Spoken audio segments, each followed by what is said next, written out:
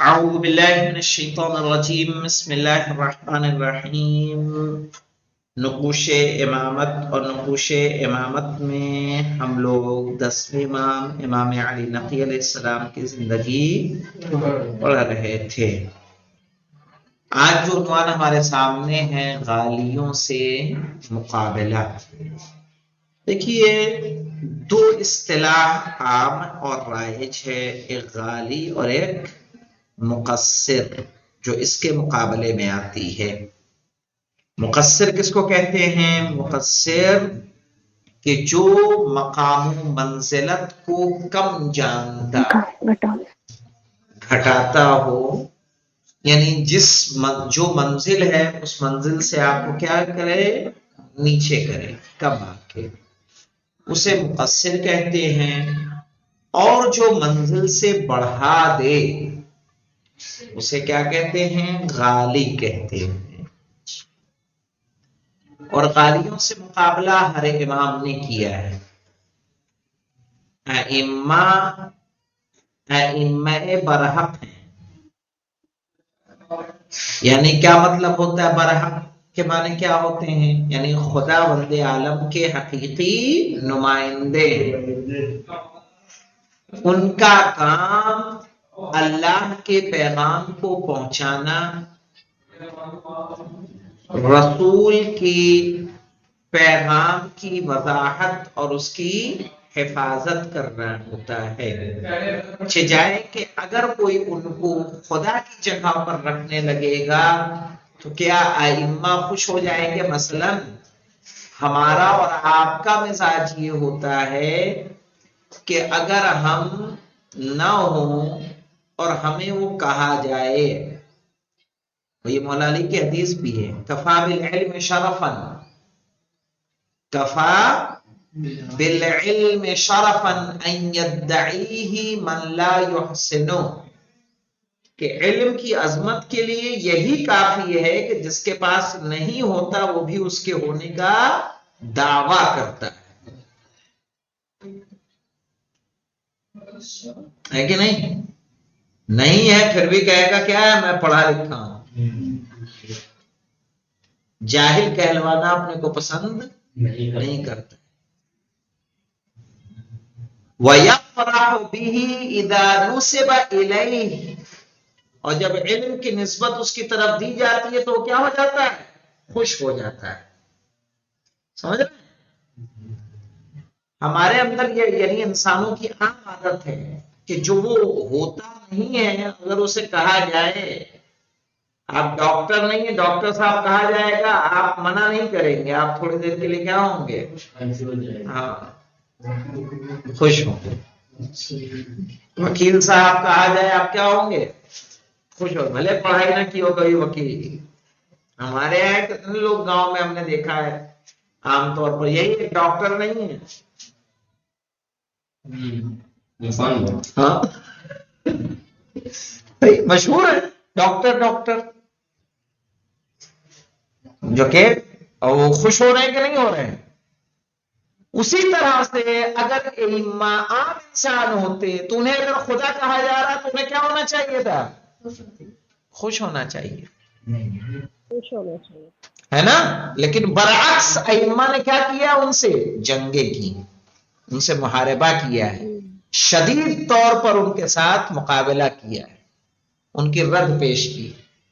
سمجھ میں آیا؟ یہاں بھی مزاج کو آپ سمجھنے کی کوشش کریں کہ ایک عام انسان کا مزاج کیا ہوتا ہے اور ائمہ کا مزاج کیا ہے۔ تو غالیوں سے مقابلہ، ورنہ کیا ضرورت ہے کہ غالیوں کے مقابلے میں امام آئیں؟ ہے کہ نہیں؟ امام علی نقی علیہ السلام کے دور میں جو باطل اور منحرف گروہ سرگرم تھے انہی میں سے ایک غالیوں کے گروہ کا نام لیا جا سکتا ہے۔ آج بھی اگر ہمیں ائمہ کو، اسی لیے جو چیز جہاں پہ وہیں رہنی چاہیے، نہ کسی کو کہیں سے منزل سے ہٹاؤ نہ بڑھاؤ۔ کہ غالیوں کے گروہ کا نام لیا جا سکتا ہے کہ جو بے بنیاد، کھوکھلے اور پست عقائد و افکار کے حامل تھے۔ بے بنیاد، کھوکھلے اور پست عقائد و افکار کے حامل تھے۔ آج معاشرے کے اندر آپ نے نہیں دیکھا ہے کہ کوئی آپ کا ہاتھ چوم رہا ہے آپ چومنے دے رہے ہیں، کوئی ردا چوم رہا ہے آپ چومنے دے رہے ہیں، صحیح ہے؟ کوئی آ کے آپ کے قدم چوم رہا ہے آپ چومنے دے رہے ہیں۔ بابا گیری کیا ہے؟ یہی تو ہوتا ہے اس میں، جی چاہے وہ آپ جس میں بھی دیکھیے۔ یعنی اس کا مطلب کہ آپ اپنے آپ کو کچھ سمجھ رہے ہیں کہ ہم ہیں کچھ، مثلاً ہم آج جی اس کو تو احترام کہتے ہیں نا، جیسے سادات کا احترام کرتے ہیں، نہیں گھٹنوں کو ہاتھ لگا دیتے ہیں۔ نہیں، احترام کا طریقہ الگ ہوتا ہے، اور آپ نے جیسے آپ نے نوٹس کیا پاکستان میں تو ایسے زیادہ ہے کہ جی سادات کا احترام اپنی جگہ ہے، اس میں کوئی شک نہیں ہے، لیکن احترام کی ایک حد ہوتی ہے، سمجھا نہیں نا؟ اس کی ایک لمٹ ہے احترام کی۔ احترام کرنا نہیں، کسی کو بے عزت کرنا مقصد نہیں ہے، لیکن کہنے کا مطلب یہ ہے کہ ایک انسان اپنے آپ کو وہ تصور کرنے لگے، مثال کے طور پر میں کسی کو تعویذ دوں، وہ تعویذ کام کر جائے، اس تعویذ نے کام نہیں کیا، اس کا کام ہونا ہی تھا، یہ کوئنسیڈنس ہوا کہ ہمارے تعویذ دیا اور اللہ نے اس کا کام کر دیا۔ اب وہ ہمیں اس مقام و منزل پر لے آئے کہ نہیں بس آپ ہی ہیں، آپ کے علاوہ کوئی اور نہیں ہے۔ ہم کہیں ہاں یہ تو بات صحیح ہے، ہم ہی ہم ہیں، وہ نہیں، لیکن ائمہ کا رخ کیا ہے؟ ائمہ کو کہا جا رہا ہے نہیں اللہ ان کے اندر حلول، کہنے والے آگے آئے گا کہ اللہ ان کے اندر حلول کر گیا ہے، یہ جو چاہیں وہ کر سکتے ہیں، بالکل کر سکتے ہیں، لیکن اس طرح نہیں کہ اللہ ان کے اندر کیا کر گیا ہے؟ حلول کر گیا ہے۔ نہیں کہتے یعنی اپنے نان مسلموں کے ان میں ماتا آ گئی ہیں، جی تو اس طرح کے عقیدے تھے، تو کیا جو بے بنیاد، کھوکھلے اور پست عقائد و افکار کے حامل تھے، خود کو شیعہ ظاہر کرتے تھے اور امام کے متعلق افراط سے کام لیتے تھے۔ افراط یعنی زیادتی، حد سے بڑھانا، اور آپ کو خدا سمجھتے تھے، اور کبھی کبھی وہ یہ بھی ظاہر کرتے تھے کہ انہیں امام نے منسوب کیا ہے، اور اس طرح یعنی امام نے منسوب کیا ہے کس کو؟ معاذ اللہ خدا بندے عالم کو۔ اور اس طرح سے وہ دوسرے فرقوں کے درمیان شیعوں کی بدنامی کا سبب بنتے تھے۔ آج بھی کچھ افراد ہیں یا نہیں ہیں کہ جو شیعوں کی بدنامی کا کیا ہوتے ہیں؟ سبب بن جاتے ہیں۔ آگا بہت سارے لوگ ہیں، ہاں، کہ جو مذاق کا سبب بنتے ہیں، اپنے یہاں بھی کرے۔ امام ہادی علیہ السلام نے اس گروہ سے دوری اختیار کی اور ان کے خلاف جنگ کرتے تھے، اور اس بات کی کوشش کرتے تھے کہ انہیں مردود قرار دیا جائے تاکہ شیعیت کے درمیان کے دامن پر ذلت کا داغ نہ لگ سکے۔ شاید یہ کہنا صحیح ہو کہ ان کے اندر امام کی الوہیت کا عقیدہ اور دوسرے بے بنیاد عقائد درج ذیل امور کی بنیاد پر وجود میں آئے۔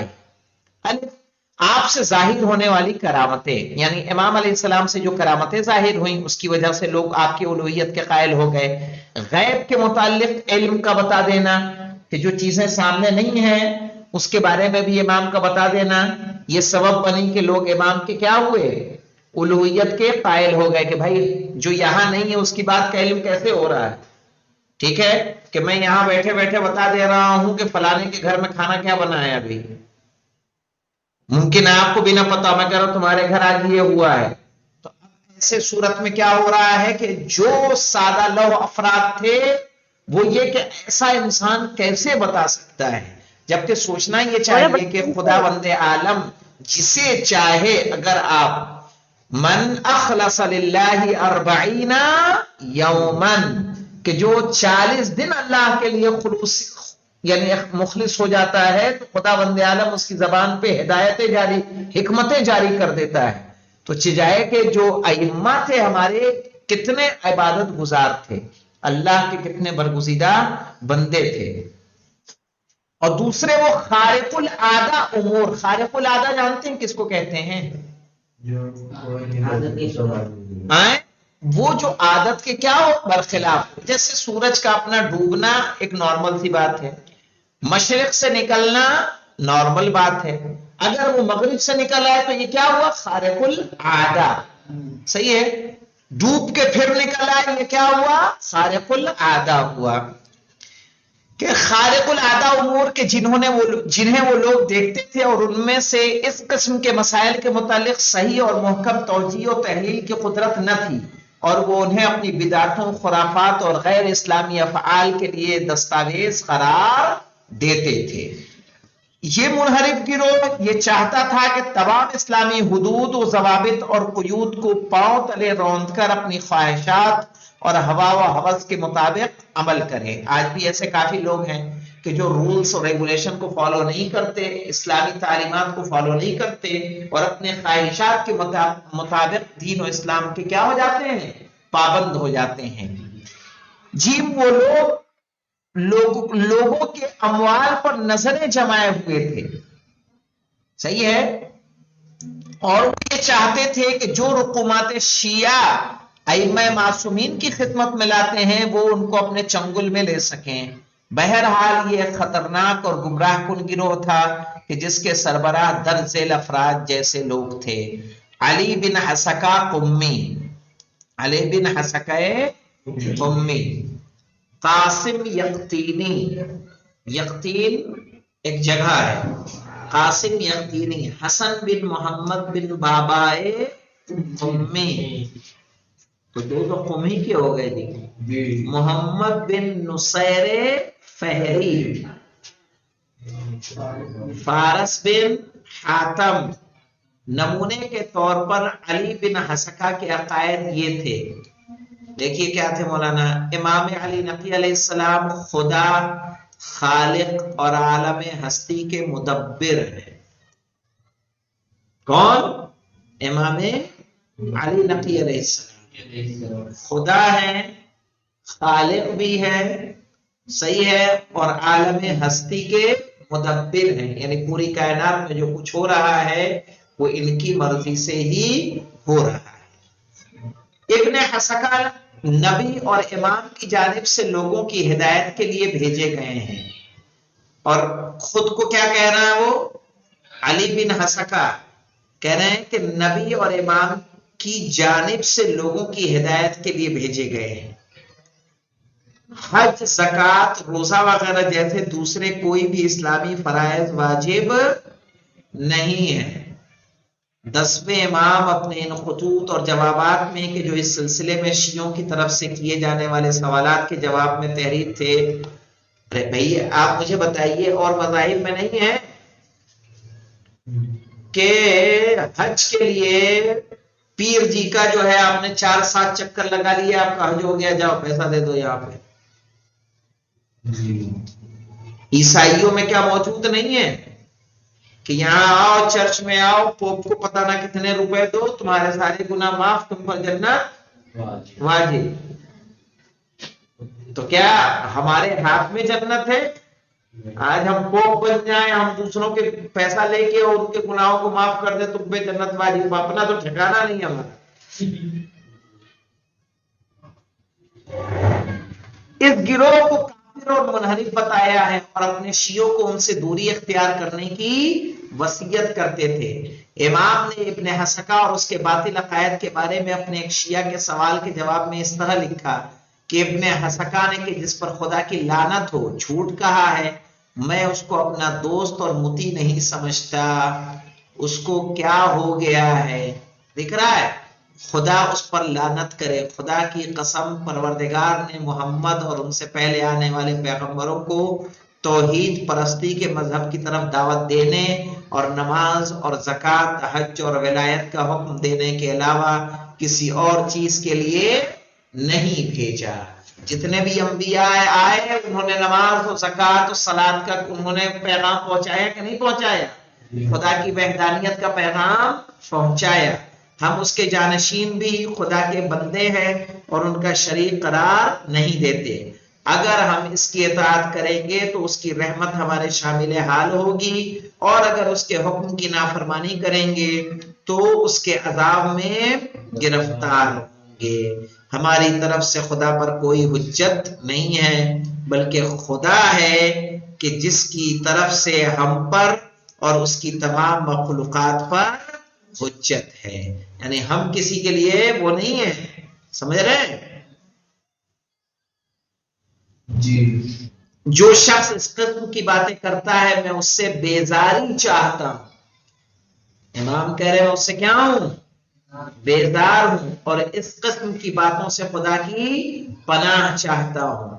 تم بھی ان سے دوری اختیار کرو، ان پر سختی کرو اور دباؤ ڈالو، اور اگر ان میں سے کسی تک تمہاری دسترس ہو جائے تو اس کا سر پتھر سے پھوڑ دو. اللہ اکبر. یعنی امام کتنا سختی سے کے ساتھ یہ پیغام دے رہے ہیں.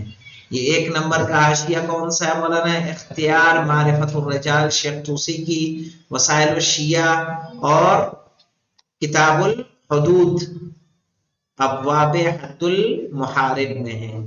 تو یہ اندازہ لگائیے کہ وہ شخص کے جو امام کو کیا کر رہا ہے، ان کی مقام و منزل کو بڑھا رہا ہے. صحیح ہے. بڑھانے کے بعد مولا کائنات کے بھی معجزات ہی کی وجہ سے تو ایسے عقیدے پیش آئے کہ جو سادہ لو انسان تھے، آج یہ انسان کی بساطت ہے کہ یہ دماغ کی سادہ ذہن ہے نا، کہ اس نے اگر کسی جانور سے فائدہ حاصل کیا، یہ ہمیں دودھ دے رہی ہے تو یہ ہماری کیا ہے، ہمارے لیے مقدس ہو گئی، ماتا ہو گئی. صحیح ہے. یہ پیڑ ہمیں سایہ دے رہا ہے تو یہ ہمارے لیے کیا ہو گیا، مقدس ہو گیا. صحیح. یہ تمام کی تمام چیزیں کیا ہیں، مخلوقات ہیں، اور سب ایک دوسرے کے کام آنے والی ہیں. سب ایک دوسرے کے لیے ہی خلق کی گئی ہیں. اور یہ تمام کی تمام چیزیں کس کے لیے اللہ نے خلق کی ہیں؟ انسان کے لیے خلق کی.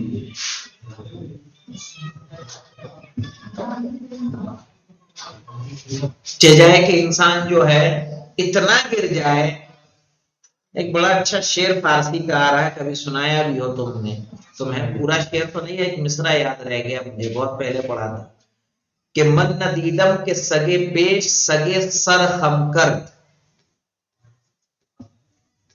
یہ ہے کہ میں نے بہت دنیا میں دیکھے کہ آدمی آدمی کے آگے سر جھکاتا ہے، لیکن کبھی نہیں دیکھا کہ کتا کتے کے آگے سر جھکاتا ہے.